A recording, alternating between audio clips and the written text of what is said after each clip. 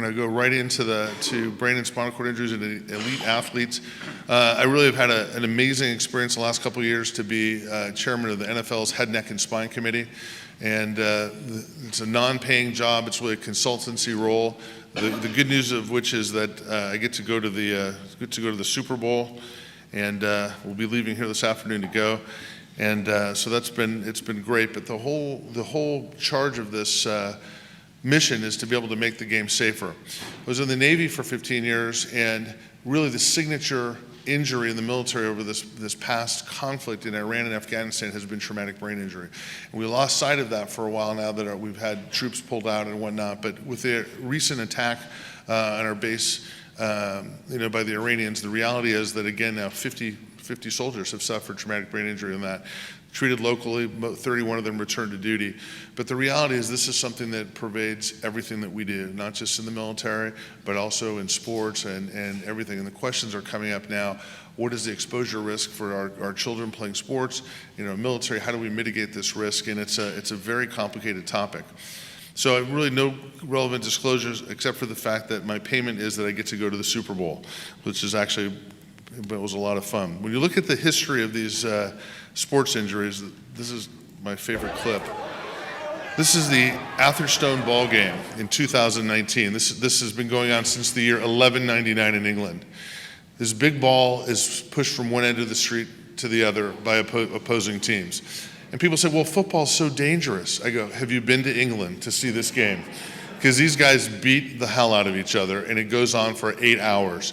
And the reality is that, I can't imagine, but there are, I'm sure, a few concussions that come out of this game.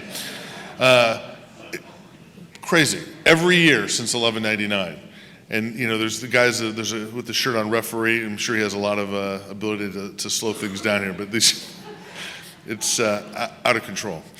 So when we look at our own history of Americans in football, this goes back a long time. In 1865, this is the famous painter Winslow Homer. Look at this holiday in camp, soldiers playing football. And look at these guys with their raised fists, and you can only imagine what the polite game of football was in the 1800s. This is Yale's championship team in 1876. It looked like convicts. Walter Camp was really one of the most famous players, and he really did a lot. He became a coach and did a lot to sort of refine the rules of football. He was the captain of that team. And, this was a very big deal in the early 1900s in the United States as these college teams started playing. There really was no professional football. But Walter Camp, at Yale, so he wanted to make the game more strategic. So there was a lot of rule change that came up. And really what happened was, unfortunately, the game became more dangerous. Harvard came up with this formation called the flying wedge. And at the end of 1905, 18 college students died playing football, and 137 were left seriously injured. Now think about that for 1 minute. Think of those numbers. That's 1 year. You can imagine this happened now, when we'd be outlawing all these sports. Teddy Roosevelt, it was so ominous what was happening, and the love of football was already in our fabric and DNA. He called a special closed-door meeting at the White House amongst these college presidents. Are we going to outlaw this? What are we going to do? And that really was the formation of the NCAA. How do we try to make sports safer? Then came along Richard von Albade Gammon, and he was a football player at the University of Georgia. Glenn, you've heard of Pop Warner football, was the coach. Glenn Warner was the coach. He had a horrible concussion playing against UVA. And, he said to him, Vaughn, are you going to get up? Are you going to give up? And he said, no, I've got too much Georgia grit. Well, unfortunately, he died the next day of a severe closed head injury. And the governor of Georgia was moments away from signing a bill which was going to outlaw football in the state of Georgia. And Gammon's mother actually went to the governor and said, you know what? Kids die ice skating, they die rock climbing, they die, in many other ways. Why are you going to do this? He changed his mind, and she's known as the mother that saved football. When you look at historically, interestingly enough, we've done a lot of things to try to protect the players, right? So there was a lot of broken noses early on in football. So I love this, the first device here was this sort of mouth guard and this rubberized nose piece here so that you wouldn't get a broken nose. And of course, when you think about it, it does look sort of like the old chainmail. The helmet's really been an evolution, and it's interesting that we first started playing without helmets, and then we started playing with helmets, and the first helmets were made of leather, and it was said at the time that when you put these helmets on the players, they started doing things that they may not have done. This is sort of the rugby argument where when you don't have protection, you're not inclined to use your head as a battering ram. And we've gone through a number of iterations in helmets over the years, and just as the military has as well, trying to protect players from harm. And it's been a very storied past, I should say, looking at the history of helmets in the NFL. The technology, obviously, today is incredible. We are blessed with the ability to have engineers on every single front looking at different ways to make the game safer. And we're going to talk a little bit about that. When we talk about head and neck injuries in athletes, though, it's about 70% of the trauma deaths are related to these type of injuries, and about 20% of the cases of permanent disability. 750,000 Americans sustain injuries related to recreational activities, and about 80,000 of those are head injuries. Concussions now, because of our awareness, have increased, right? So these are things that now we normally would not have been speaking about. 20 years ago, Billy was playing football, he got hit in the head, he feels okay, he was nauseous for a day, we didn't think about it. Now, thankfully, because of education, people are aware of it and we're able to prevent some of the catastrophic injuries that occur. But these type of head injuries don't just occur with football, they can occur with any sport, obviously, including this poor guy here who's about 6 inches of water here falling off his water skis. Oh, can we go back and just get the sound on this?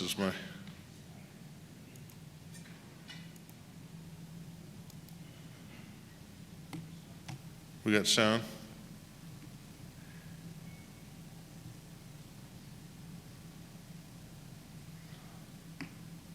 I'll let you start it.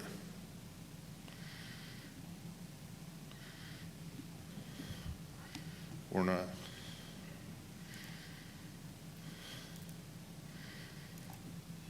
I broke my back. What do you mean by that? My back is broken. What, a vertebrae or what portion? Spinal. That pretty sort of sums up some of the nomenclature issues that we have in sports and spine surgery. Mike Tyson, I broke my back. We see obviously all different types of injuries in the professional athletes, not just concussions, but spine injuries as well, ranging from just cervical strain, which is very common, up to and including obviously catastrophic injuries like spinal cord injury. When you think about the amount of force that is incurred when two players hit head to head, it's enormous. And if you look at this sort of walking, sneezing, F-16 fighter pilot, and then you look at concussion here, about 100 G's of force when you've got two of these titans clashing heads. This was an article from a few years ago in New England Journal where they had accelerometers in helmets, and this young man sustained a fracture of C6. But a fracture of C6 with about 100 G's of force. So again, the first time we were ever able to document a neck fracture secondary to a head contact. So there's that spike there at 114 G's as we collided with another player and had a broken neck. He did fine, but again, just showing you the tremendous amount of force that's seen. So we talk about all these different things, stingers and burners, obviously these transient events that happen. And when we take players off the field at first, this is one of the first things, and the players are very well educated. We bring some of these guys into the tent, they have a concussion or some other issue. He goes, it's a stinger, doc, I know, and they all know exactly the nomenclature as well. And these are really sort of brachial plexus stretch injuries, come from hitting the head one side or the other and causing stress on the brachial plexus. When we look at spinal cord injury, it's interesting when you look at the number of kids who are playing. When you look at annual participation in football, it's about 1.8 million a year, and then when you get up to the professionals, it's about 2,200 players. That's it. So it becomes a very steep pyramid indeed. And the catastrophic injuries don't change. There's between 2 and 4 a year in organized sports, high school and college, of players that sustain catastrophic injuries with spinal cord injury.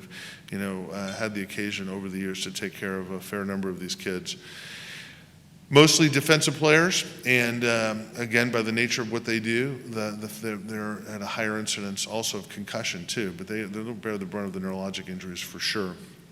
So when we were in the first helmet era, Schneider, who is from University of Michigan, you see this quadriplegia rate was pretty low.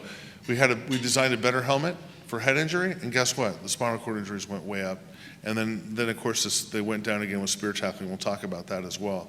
But a lot of work has been done over the years by many people trying to mitigate and make the game safer. But the reality is that, when you get 300-pound guys running, who can run a 50-yard dash in 3 seconds, the fact is that somebody's going to get hurt.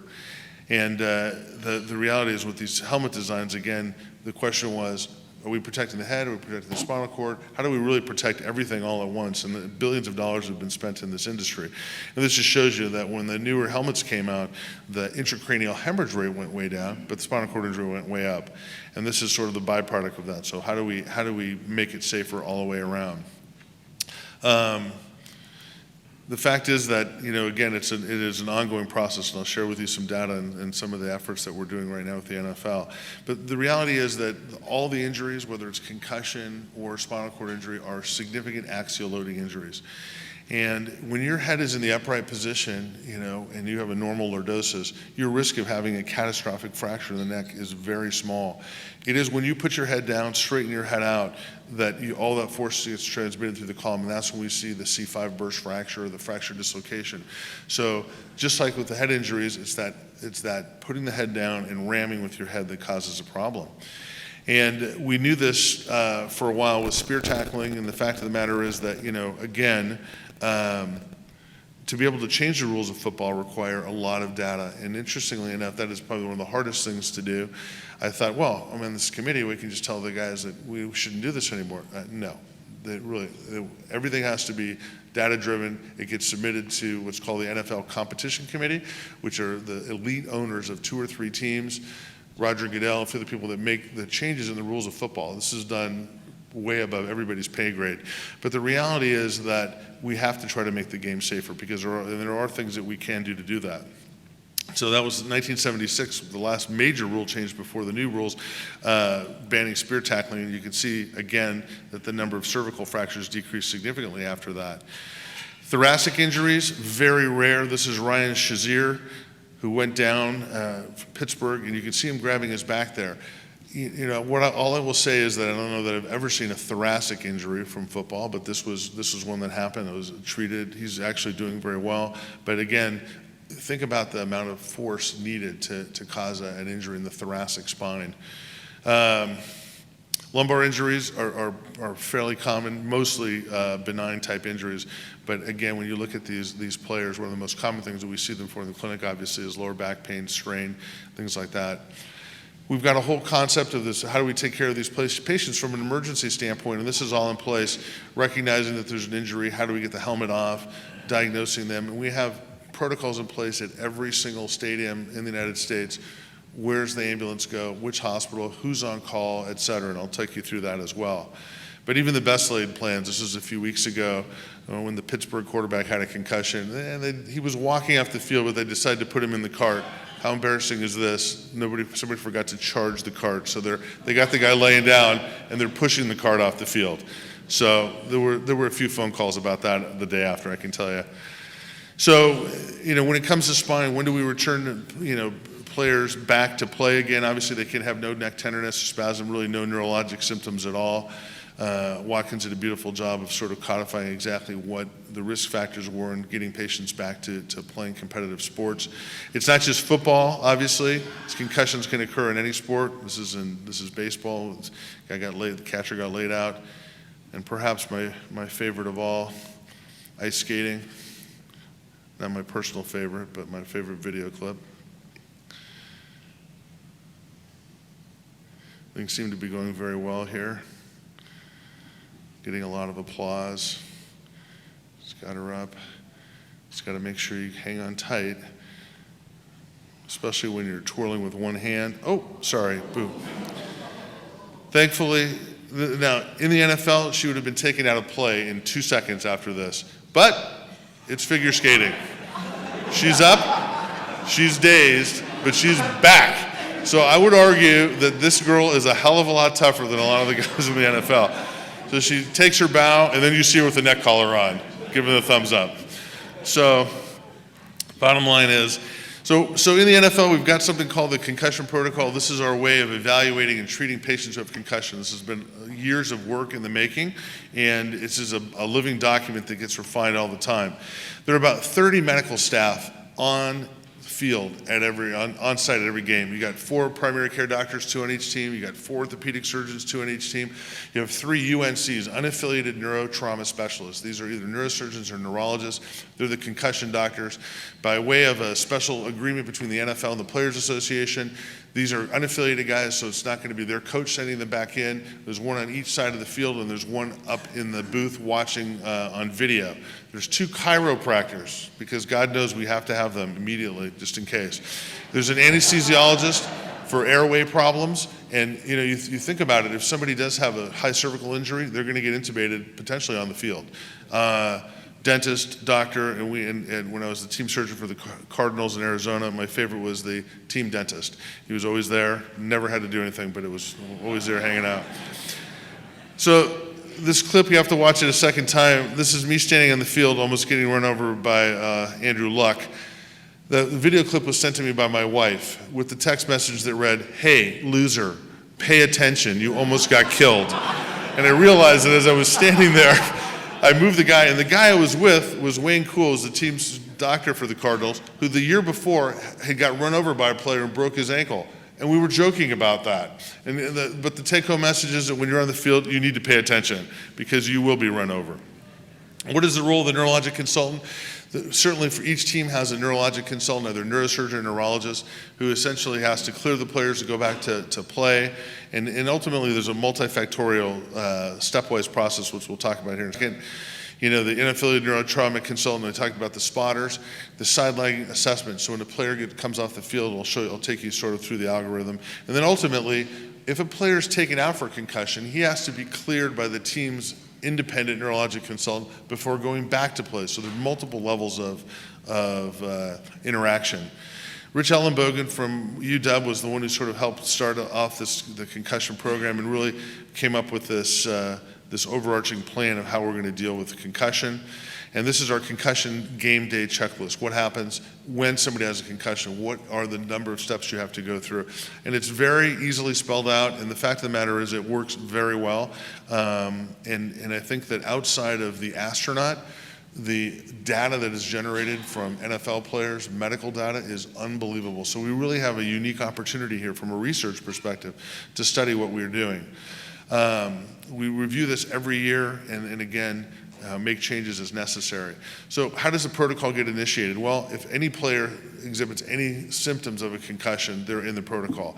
If anybody raises a concern, so it might be somebody up in the booth, it could be a referee, it could be a fellow player, it could be the player himself, then that person is immediately taken out of the game and he undergoes assessment. So anybody can call that now at this point. So it used to be, again, when you're on the field, the reality is it's so noisy, it's so loud, there's so much stuff going on, and if you're like me and you happen to unfortunately be chit-chatting with somebody, you may not see everything that goes on, but the reality is that, somebody is going to see it, and there are trained athletic spotters who are watching on multiple monitors up in the control booth. They can call down, because seeing from the sideline can be hard. Once the player, obviously we have this what's called go or no-go criteria. So if a player loses consciousness, obviously they're out. If you have impact seizure, for instance, they're out of the game. Any sort of confusion, amnesia, or what we call gross motor instability, and you'll see sometimes as patients will exhibit this sort of fencing posturing on the field, they're done. Those players are no-go, they go right to the locker room. They don't get assessed in any other way. We take them to the sideline, we get their helmet off, we do a medical tent assessment for those patients that aren't immediately removed. And that is done by the unaffiliated consultant and the team surgeon. The patient goes in, you've seen these pop-up blue tents, and it's interesting, you can buy them at Coleman for about $119, but interestingly enough, they're highly effective. They do shelter noise, they do give us the patient some privacy, and it allows you to do your neurologic examination in the tent. Comes up, we talk to them, we review what happened. We can look at the imaging on the monitor. We administer what's called the Maddox questions. What was the last play? Who's winning? What quarter are we in? Game things that you should know while you're playing the game. And again, we do a focused neurologic examination. If it's okay, the patient can go back, the player can go back to play. If there's any sort of, if it's inconclusive, if there's any question at all, that player then goes to the locker room for a more in-depth assessment. In that locker room, it's about a 15 or 20 minute assessment that's done, neurocognitive testing, neurologic function, et cetera. If he passes that, he can go back to play. If he doesn't, then he's out. So again, it's a very robust situation.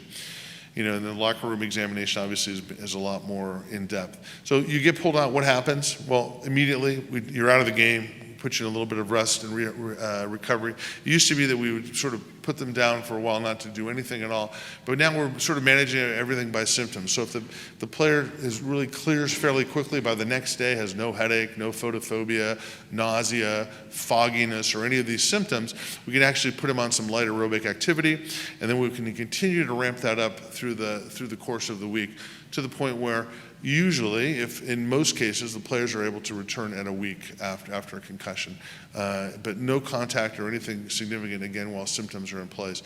But the interesting thing is we've sort of come full circle around putting them out and not doing anything with them to allowing them to return to some activity if their symptoms are diminished. And this is sort of the protocol as we go through this, getting to step 6, which is return to play. Again, before they go back, they go through neuropsychological testing and they go through another independent evaluation. So the team neurosurgeon or neurologist has to certify that the player is okay to return. And again, the neuropsychologist sees them as well. We have got baseline testing for all the players, so we know. It used to be the case that the players knew when they did the impact testing on the computer, they all told each other, fake it, do bad on it, so that if you get a concussion, you're going to be okay to go back to play. So we figured that out too. Exactly, gaming the system. So 2017 was a bad year in the NFL. That was the year before I came on board, which is thankful for that. We had 291 concussions, and the goal for 2018 was to decrease that number through education, engineering, and enforcement. And we'll talk about all three of those things. When we look at the numbers here, we went from 291 in 2017 to 217 in 2018. And we'll talk about preseason and regular season because there are differences which are actually very interesting. But we did have about a 25%. Where this past year, we just have the data just came out the other day. Preseason hasn't changed, and we have about a 9% increase in concussions. So this might be my last year. Again, from year to year, it's everything changes. But the data is amazing that we've generated to be able to say, okay, what's your risk of concussion or injury based on how many days between your last injury, and by what position, by what field are you playing on, AstroTurf, are you playing on grass? So we've got all this data, and it's difficult sometimes to sift through everything. The reality is, again, the preseason concussion rate really hasn't changed at all. As we drill down on that, we realize something very interesting, and that is that in the preseason game, the tackles that we're blocking actually is the number one cause of concussion. So you see these linemen here jockeying for a position in the preseason game, preseason play, as opposed to game time when tackling is the number one thing. So that was something that again, we never realized until we started looking at the data, that we have a stark difference here between pre and postseason. So we are taking steps to be able to mitigate that by changing practicing and whatnot so that we can try to decrease that number of preseason concussions. And again, those are mostly due to blocking. Helmets has been a very interesting evolution, as we saw from the beginning of the talk. The helmets are all tested in Virginia at a facility called Biochemical. And the reality is now we're able to say, okay, how do the helmets do? We've got them into 3 groups: good, bad, so good, okay, and bad. Green, yellow, red. And the reality is what we want to do is get everybody into a green performing helmet. These are the helmets that tested the best. Interestingly enough, and thankfully we are able to, with each concussion, we've got video analysis. We now have force sensors in the players' mouths and a lot of the teams. We're able to look at the helmets, and then we're able to figure out that it does work. So the number of, if you're wearing a red helmet, you have a higher incidence of concussion, period. That's the way it works out. If you're wearing a green helmet or a yellow helmet, you've got a decreased risk. But guess what? We can't mandate that either. Because of collective bargaining and everything else, all this data is out there. players are migrating, and we've done a very good job of getting players over to the better performing helmets, but again, it can't be mandated. And as you show, this is about a 38% risk adjustment from, of decreased concussion when you go from a red to a green helmet. And there's been millions of dollars spent on this technology. So what about rules of the, rules changes? So one of the biggest things now, a couple things have been changed. Obviously the new kickoff rules have been very interesting because those have decreased the amount of contact and the type of contacts that we used to see with the special teams getting beaten up. And really the biggest thing is when we started looking at lowering the head. So we've got all this video data with each concussion, and we realized, guess what? If you use your head to tackle, you have an 80% higher, if there's a head-to-head contact, risk of concussion. And these type of maneuvers like this lead to concussion, especially when you've got the head flex. You may have a spinal cord injury as well. So about 40% of those head-to-head concussions are from lowering the head, which is the risky behavior. So that's been outlawed, and you're not allowed to do this. It's a personal foul, and everybody came out and said, okay, this is terrible. This is going to change the game of football. And the reality is it really hasn't for the most part. But we do want to avoid are these tackling like this, where somebody comes in, blindsides somebody with a head-to-head. And of course, some didn't, get the memo. This is Burfict here, who got suspended really for the season after tackling this poor guy who's essentially down.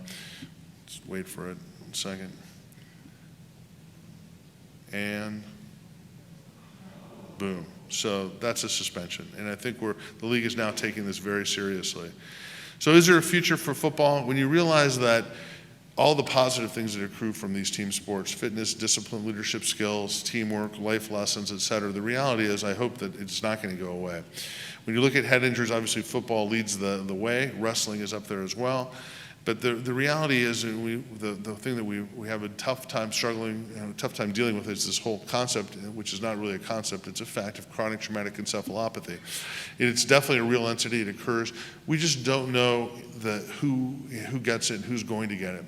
And it's very complicated because the pathology aspect of it is difficult, and obviously you can't make the diagnosis until somebody dies. So we're really trying to have a better understanding. One thing I will tell you is in the last 10 years, obviously the game has become much safer. We have better helmets. We now are identifying concussions, taking patients out of play, letting them recover. So hopefully the long-term effects are going to improve from that. But there have been obviously studies that make the press where we're looking at these players who played 20, 30 years ago who have significant changes in their brain. But we have to balance that against the fact that football players, retired football players, have all-cause mortality about 50% of expected. In other words, these people are in very good shape, so they're not dying off. And the suicide rate is about 40% of expected. So when an NFL player commits suicide, it gets a lot of attention, but the reality is that may not be the end game. Soccer coming under scrutiny now too from heading the ball. And ultimately, research is where this all needs to go because there's a lot of money is being spent, but we have to be able to better define the risk to make this safer for the players. And what should we do really until the data comes out there? We're working on equipment, obviously. We're changing the style of play, training and teaching, and then supervising medical support. But really all of us know that prevention is really the best. So this is what you don't want to see anymore. We don't want to teach our children to tackle like that. And we want to be able to pull things all together. So these sports-related injuries, obviously we can mitigate this by better equipment, data-driven changes in rules, supervision, et cetera. But ultimately, I'd like to not see this happen, that this is going to go away from where we are. Prevention, of course, is the key. And with that, I'd like to thank Pat and the organizers for the opportunity to come here today and answer any questions you have, and appreciate it. Thank you so much. A few years ago, I was at a symposium in Phoenix on marijuana. Yes. And they had I've got your stash outside. I'll give it to you. I brought it for you. Rick will get it for me. But anyway, and there were 8 ex-football players who had TBI, or they thought they had TBI. And they claimed that they got addicted to opiates because opiates were allowed, but marijuana wasn't. And they said marijuana helped them the most. Any comment? So, it's very interesting, the whole pharmacology of the game side. And to your point, there was a whole generation of football players that were addicted to painkillers, and everybody, even 10 years ago, was getting Toradol shots before the game, which has its own list of problems. I have heard the same thing, and I've talked to to hundreds of players, and I've talked to certainly as a large subset. I don't think we have data to support the use. Symptomatically, I don't necessarily have an issue with the medical use of marijuana in that setting, but I just don't know that we have the data to be able to say. It's a tough thing to study, because if you look at all the data on marijuana, we don't really have, there's really not been a lot of studies to show that it's significant effectiveness in almost any realm. But anecdotally, I agree with you that I've talked to those guys. One quick comment. There's a company out of Syracuse, New York, doing nasal swabs on mRNA and brain injuries. Yes. Do you know anything about it? So not that particularly, but what we are evaluating every day are technologies will help us do rapid assessments. So there are saliva tests, blood, other bodily fluids that we might be able to. The problem is the turnaround time sometimes it takes a while. So if you have a traumatic brain injury and we're doing a swab in your saliva, how long does it take for that to show up as positive? That's the issue.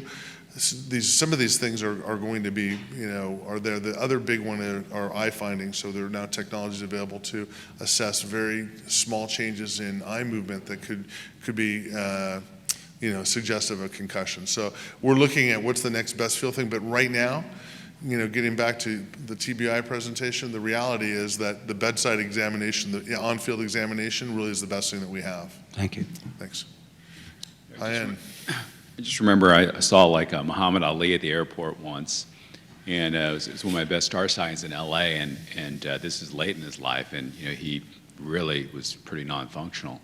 My question is that TBI, and just help me, is that something that once you get that disease, it's a constant demise, or is it something that you stop and it gets better, or if you have it and you stop, it just stays static? Like, how does that disease progress? So I think any one person has a concussion.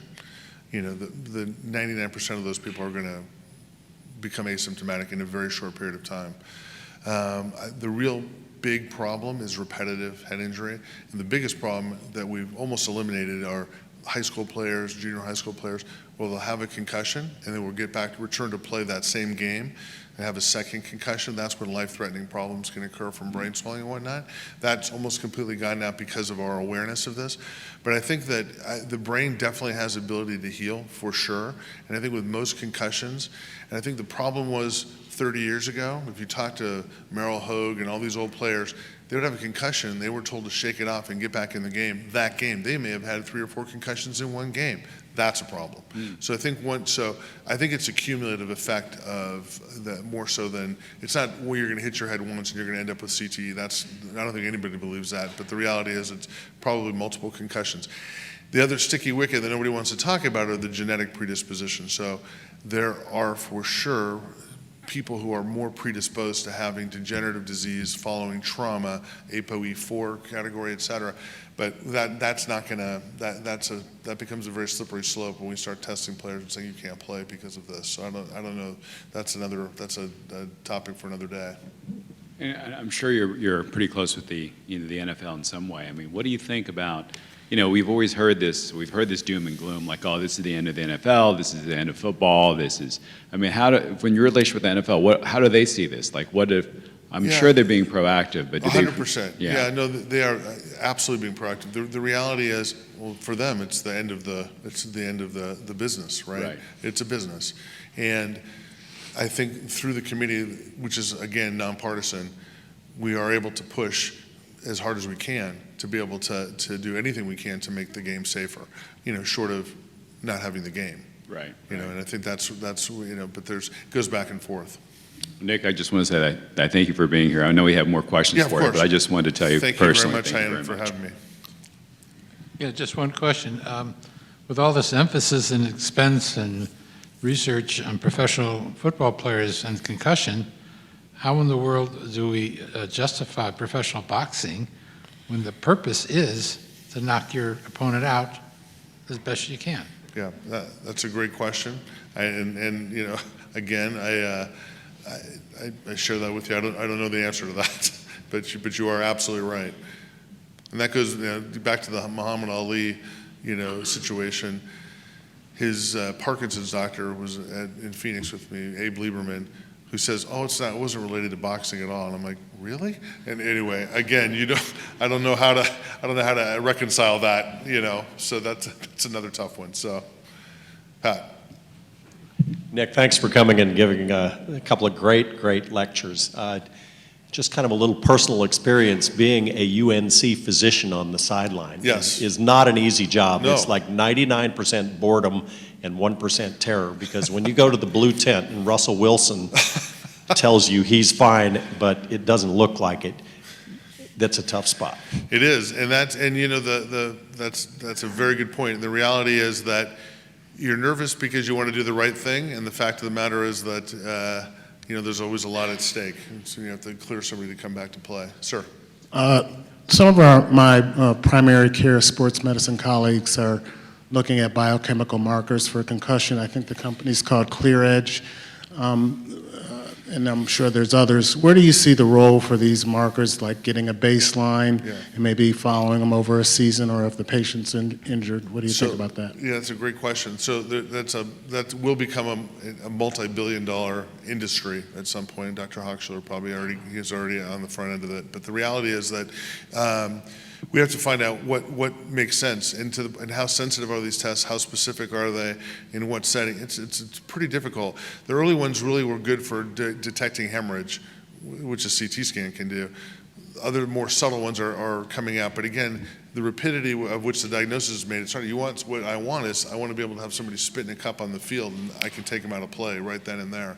We're not there yet. But these things are coming around, and these molecules are being tested, and something will hit as being effective. It's not here yet.